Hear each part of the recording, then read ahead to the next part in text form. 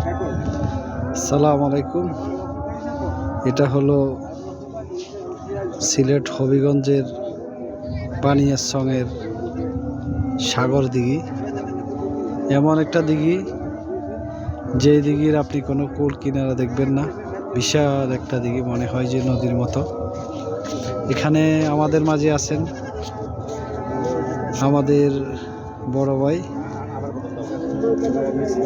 তো আসলে সাগর দিঘি আমরা নাম শুনেছি, দেখি নাই, এইমাত্র দেখলাম সাগর দিঘি। আমরা যাত্রাবাড়ির দুই একজন মুরব্বী সহ আমরা বাল্যবন্ধু মনসুর সৌদি ইলেকট্রনিক্স হুজুর মানুষ ক্যামেরার সামনে আসতেছে না, তো এই সাগর দিঘি দেখার জন্য আসলাম। এখানে আমরা জামাতে আসছিলাম, জামাত থেকে এসে